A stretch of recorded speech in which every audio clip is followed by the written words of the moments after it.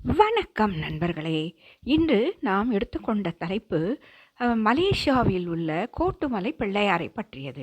மலேசியாவின் தலைநகரான கோலாலம்பூரில் இந்த பிரசித்தி பெற்ற கோயில் உள்ளது.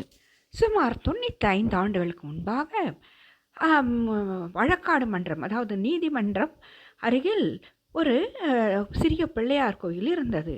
அங்கு எப்பொழுதும் மணி ஒலித்து கொண்டிருக்கும். இதனால் அங்கு அருகாமையில் இருந்த சில வெள்ளைக்காரர்களில் ஒருவருக்கு அது ஒரு மிகவும் எரிச்சலான விஷயமாக இருந்தது. எப்பொழுதும் மக்கள் நடமாட்டமும் சத்தமும் அதோடு கோயில் மணியின் ஓசையும் அவருக்கு கடுப்பை ஏற்படுத்தின.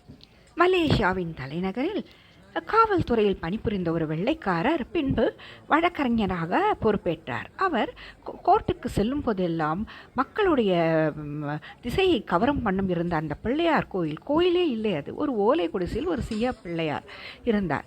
அவர் மக்களை கவர்வது இவருக்கு பிடிக்காத ஒரு விஷயமாக இருந்தது. அதோடு இல்லாமல் இவருடைய தோட்டக்காரர் தான் அந்த பிள்ளையார் கோயிலை பராமரித்து வந்தார். பின் அவர் அரசாங்கத்தின் உதவியோடு அந்த கோயிலை அப்புறப்படுத்த உத்தரவை வாங்கினார். இதனால் அந்த கோயில் அப்புறப்படுத்தும் நிலை ஏற்பட்ட போது அந்த தோட்டக்காரர் மிகவும் கலங்கினார். அதற்கு அன்று இரவே அந்த வெள்ளைக்காரனுடைய கை கால் முடக்கம் ஏற்பட்டு மிகவும் அவதிப்பட்டார். இதை பார்த்த தன் எஜமான் கஷ்டப்படுவதை பார்த்த அந்த தோட்டக்காரர் பிள்ளையாரிடம் வேண்டிக் கொண்டார். பின் பிள்ளையாரின் திருநீர் விபூதியை கொண்டு வந்து அவருக்கு கை கால்களை தடவி விட்டார். அதன் முதல் அவர் குணமடைந்தார். இதை பார்த்த அந்த வெள்ளைக்காரர் உடனே விநாயகரிடம் சென்று மன்னிப்பு கேட்டு மனம் திருந்தினார். கோயிலை நல்ல முறையில் கட்ட அவருக்கு உதவினார். 1963ஆம் வருடத்தான் கும்பாபிஷேகம் நடந்தது. இந்த கோயில் முச்சந்தியில் உள்ளது. அதாவது இது ஒரு நீதிமன்றம், வழக்காடு மன்றத்துக்கு அருகில் உள்ளதால் அந்த வழக்காடு மன்றத்துக்கு வரும் பல பிரச்சனைகள் இந்த பிள்ளையாரை வேண்டிக் கொண்டு சென்றால் வெற்றியடையும் என்று நம்பப்பட்டது. அதனால் மக்கள் கூட்டம் அதிகமாக சேர்ந்தது. இப்பொழுதும் அந்த கோயில் மிக அழகாக விரிவாக்கப்பட்டுள்ளது. தினமும் காலை கணபதி ஹோமம் உடன் தொடங்கும். பின் வலம்புரி சங்கு 108 வலம்புரி சங்கில் அபிஷேகம் நடத்தப்படுகிறது.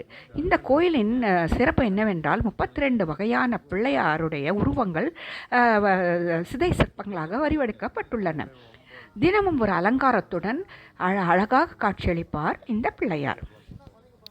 வழக்காடு மன்றத்தில் வரும் வழக்குகளை வெற்றி பெற செய்ததால் இவருக்கு கோட்டுமலை பிள்ளையார் என்று பெயர் வந்தது. மலேசியாவின் தலைநகரான கோலாலம்பூரில் மக்கள் பார்க்க வேண்டிய பல இடங்களில் இந்த கோட் பிள்ளையார் ஆலயம் மிக முக்கியமானதாகும். நீங்களும் வாய்ப்பு கிடைக்கும் போது சென்று பாருங்கள். நன்றி, வணக்கம். உங்க பேருங்க? அரவிந்த். எங்க இருக்கீங்க? கணேசன். நாங்க வந்துட்டு இங்க செந்தூர்ல இருந்து இருக்கோம். அப்படியா? எத்தனை வருஷமா இங்க இருக்கீங்க? இங்க ஒரு கடந்த 5 இயர்ஸா இருக்கிறோம். இந்த கோயிலை பத்தி கொஞ்சம் சொல்றீங்களா? இந்த கோயில் வந்துட்டு actually Vinayagar temple. Okay. So நாங்கள் வருஷம் வந்துட்டு இந்த சங்கு பூஜைன்னு இருக்கோம். ஸோ அதுதான் அங்கே மெயினாக செய்யறது. ஸோ அது கூட சேர்த்து தான் இந்த சாப்பாடுலாம் ப்ரொவைட் பண்ணுவோம். ஸோ இந்த இயர்லி ருட்டீன் திங்கிங் எல்லாம். So me and my partner, few other partners, doctor Rajendra and doctor யங்கேஷ் யூஜரா செய்யுது. ஓகே. அண்ட் தென் ஜஸ்ட் ரஃப்லி அபவுட் இட்லாம் மார்னிங் ஈவினிங் ஒரு 2-3 o'clock பூஜை ஸ்டார்ட் பண்ணோம். 2 o'clock? ஓகே. 3 o'clock, 3 onwardsலாம். ஓகே. ஸோ அன்டில் சாப்பாடு முடிகிற வரைக்கும் உங்களுக்கு ப்ரொவைட் பண்ணுவோம். சுமாரா எத்தனை பேருக்கு வருவாங்க? 200 to 300 டெய்லி?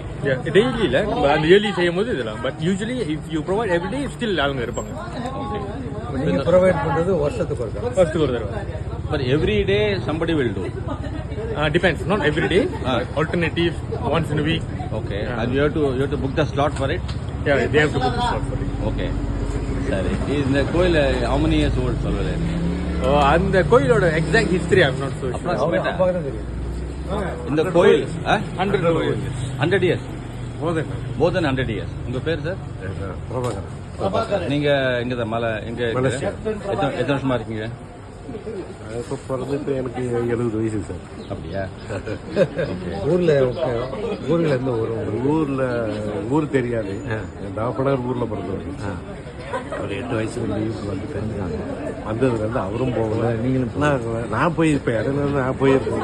ஆனால் எந்த ஊருன்னு அவருக்கும் தெரியல, மறந்து போச்சு. எந்த ஊருக்கு 8 வயசு போனால் எந்த ஊருக்கு போவீங்க? நான் போனேன் சென்னைக்கு போவேன். சென்னைக்கு போவேன். அப்புறம் வருஷம் போவீங்களா? வேலூருக்கு போவேன். எவ்வளோ நாளாக அதை பண்ணுறீங்க?